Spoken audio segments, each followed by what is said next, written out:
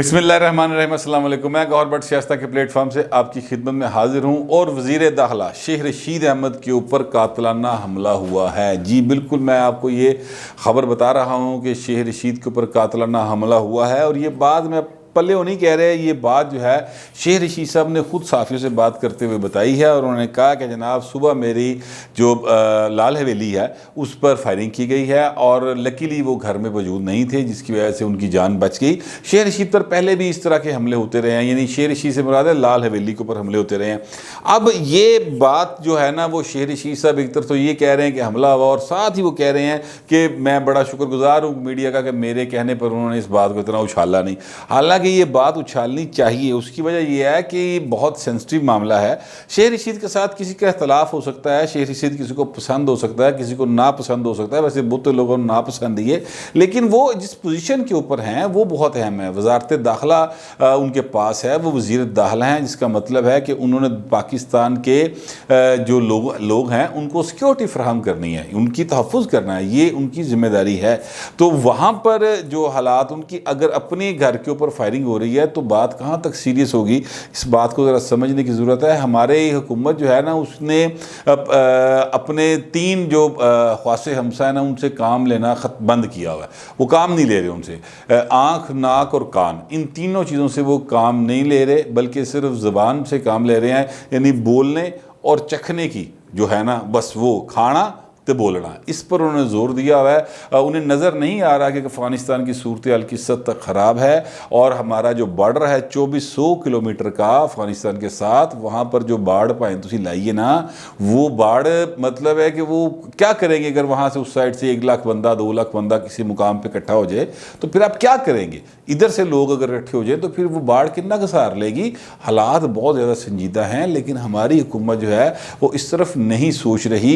ये जो शेख रशीद साहब के ऊपर हमला है, इसको अगर फ़र्ज़ करें, कुछ लोग कहते हैं लोकल होगा, बड़े लोगों को तंग किया होगा, कि फिर पैसे खाते होने हैं। वो पैसे खाने वाला आपको एक बंदा भी याद है, वो जापान से एक साहब आए थे, वो नून लीग के वर्कर थे, वो उन्होंने शेख रशीद को असम्बली के बाहर पकड़ लिया था कि जनाब मेरे पैसे कट, मेरे पैसे कट, मेरे पैसे कट। तो वो बाद में पता चला कि जनाब वो नून लीग के थे। पैसे भी लेन देन का, कारोबारी आदमी है, पैसों का लेन देन भी हो सकता है, लेकिन वज़ीर दाखिला होते हुए उन पर अगर हमला किसी वजह से भी हुआ है, मैं कहता हूँ कि फ़र्ज़ करें कि वो पैसों के मामले पर हुआ, फ़र्ज़ करें कि वहाँ पर किसी का ठेला लगा हुआ था, शेख रशीद ने उठवा दी, उन्हें तंग आके फ़ैर दो काटते, कोई भी मामला हो, लेकिन ये खबर कितनी बड़ी है बनेगी अगर खुदा न खास्ता, अल्लाह ना करे, अल्लाह ना करे, शेख रशीद साहब को कुछ हो जाता, उनको कहीं गोली टच भी कर जाती, तो कितनी बड़ी ये खबर बनती। आप इस बात को ज़रा समझने की कोशिश करें कि कहाँ तक ये इसकी वाइब कितनी ज़्यादा होती। अच्छा, अब मेरे एक दोस्त हैं, उनकी बात हुई है शेख रशीद साहब से, और उन्होंने समझ लें कि मुझे वैसे ही बता दिया जैसा कि शेख रशीद साहब ने उनको बताया। ऑफ द रिकॉर्ड बात है, लेकिन मैंने उन दोस्त से इजाज़त लेकर आपको बता रहा हूँ कि उन्होंने ये कहा कि देखें, ये इंटरनेशनल जो इस वक्त क़ुव्वतें हैं ना, वो हैं पाकिस्तान को डिस्टेबलाइज़ करना चाहती हैं। मैं चूँकि वज़ीर दाखिला हूँ, तो लिहाजा मेरे पर इस किस्म के हमले जो हैं वो मुझे तवक्का है कि वो पहले भी हुए हैं और आगे भी हो सकता हूँ। इसलिए मैंने अपनी सिक्योरिटी को बहुत ज़्यादा टाइट कर लिया है, और मैं लाल हवेली एक दिन ही जाता हूँ हफ्ते में, और वो भी मैं किसी को बताता नहीं हूँ। ज़्यादा मैं अपनी मूवमेंट जो है वो उसको रखता हूँ, पोशीदा रखना शुरू कर दिया, क्योंकि मैं वज़ीर दाखिला हूँ। और अगर मुझे कुछ होता है तो फिर ज़ाहिर है कि पाकिस्तान की बारे में जो तासुर होगा दुनिया भर में, वो बड़ा अजीबो-गरीब जाएगा। अच्छा, अब ये बात जो शेख साहब कह रहे हैं ना कि इंटरनेशनल क़ुव्वतें हैं वो पाकिस्तान के ख़िलाफ़ सरगर्म हैं, तो ये बात ठीक है।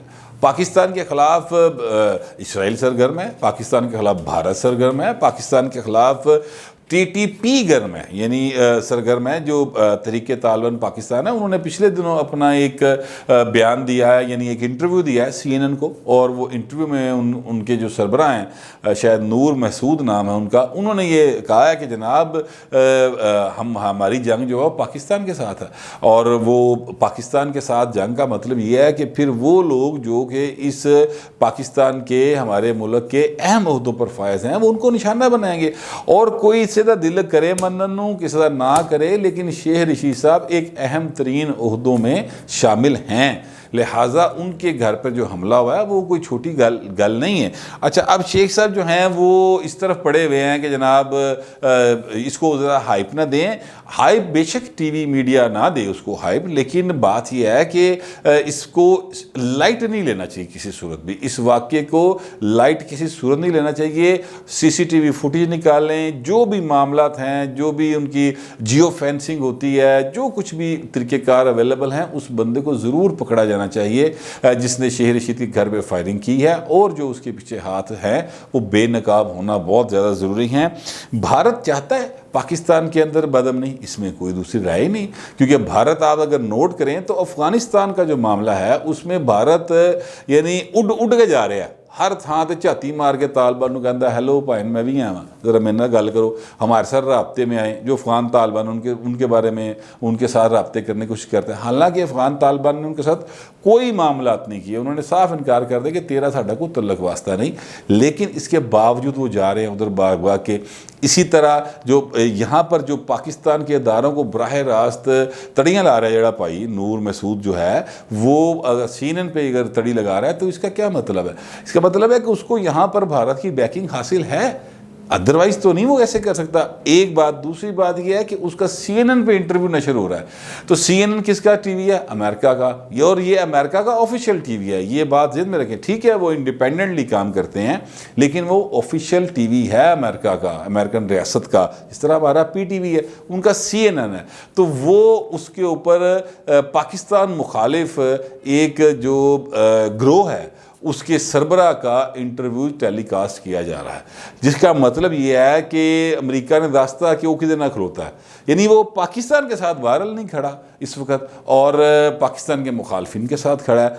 ये ऐसी कम्प्लेक्स सूरत हाल में हमारी हुकूमत जो है उसकी सीरियसनेस का अंदाज़ा आप इस बात से लगा लें कि वो उठती है और कहती है कि जनाब सिंध हुकूमत जो है ना वो अब ठीक नहीं कर रही, कोरोना पर पाबंदी लगा के, और सिंध में अगली दफ़ा PTI की हुकूमत होगी, और जनाब इमरान खान जो है वो बड़ा पॉपुलर है, और बल्ले बल्ले और सारा कुछ ये हरकतें वो कर रहे हैं। उनको यानी इस बात का अंदाज़ा ही नहीं है कि पाकिस्तान कितने सख्त और मुश्किल हालात से गुजर रहा है। आपको मैं थोड़ा सा सिर्फ एक आपको बताने लगा हूँ कि पाकिस्तान में इस वक्त जो रीजनल हालात हैं उसमें पाकिस्तान कहाँ खड़ा है, आप ज़रा इस बात से अंदाज़ा लगा लें।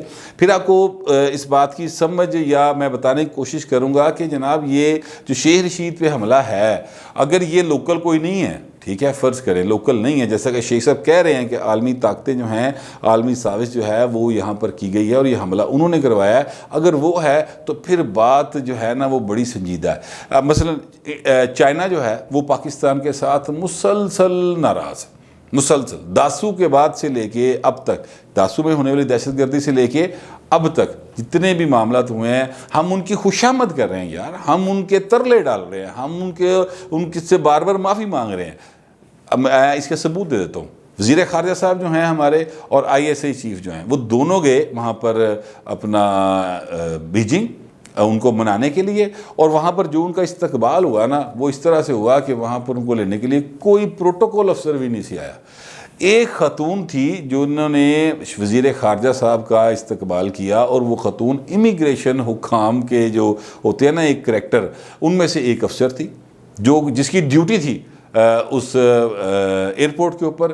वहाँ से उन्होंने रिसीव किया और ले जा के इनको इनकी गाड़ी में बैठा दिया, और जो ड्राइवर है ना वो 5-7 मिनट के गायब हो यहाँ से। लिहाजा हमारे वज़ीर ख़ारजा, एटमी पाकिस्तान का वज़ीर ख़ारजा वहाँ पर मतलब क्या कहूँ मैं किस तरह से खड़ा हुआ था और बैठा हुआ था गाड़ी के अंदर के ड्राइवर कितने गायब हो गया, ये वहाँ पर उनका इस्तकबाल हुआ।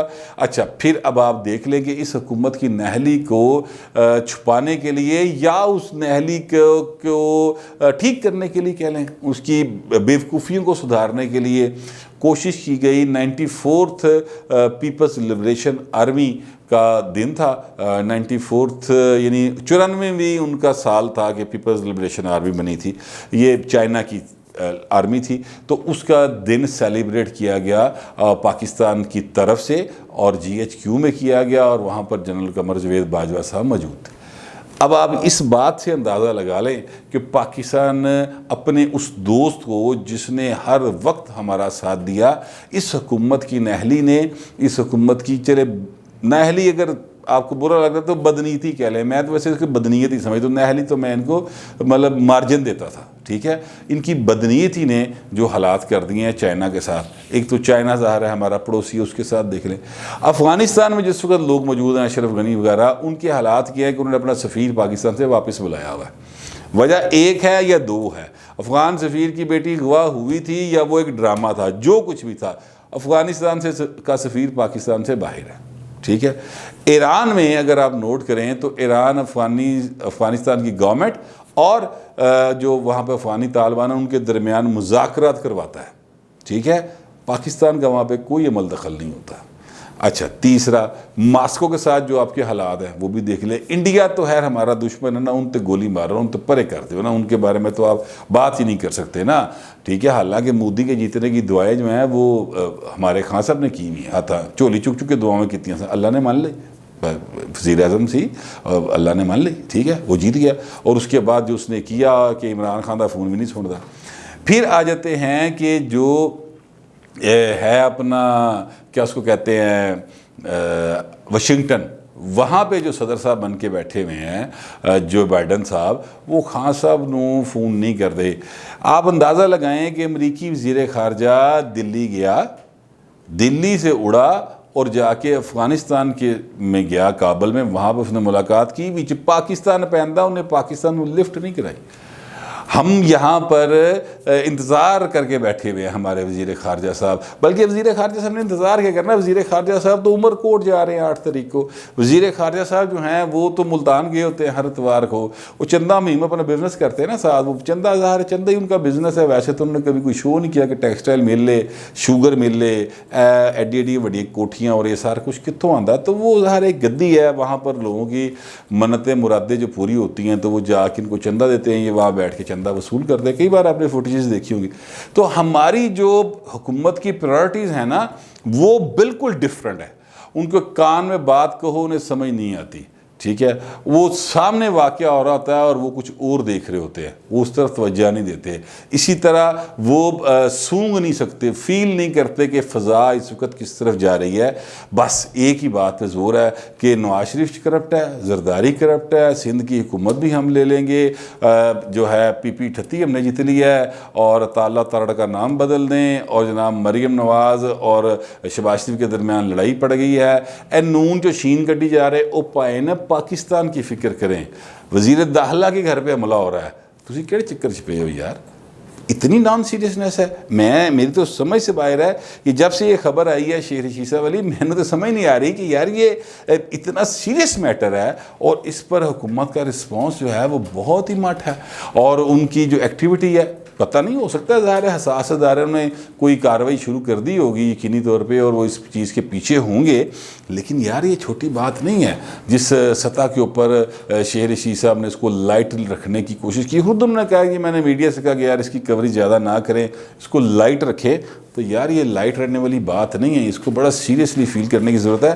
कि जितने मैंने आपको इर्द गिर्द के सारे मामला बताए हैं, इन सब के तनाज़र में अगर आप देखेंगे तो शेर रशीद के घर पर फायरिंग कोई छोटी बात नहीं है, ये बड़ा सीरियस मैटर है और इसको सीरियसली लेना चाहिए। लेकिन अफसोस का मुकाम ये है कि हमारे वज़ीर आज़म पाकिस्तान जो हैं उनके पास कुत्तों के साथ खेलने के लिए वक्त है।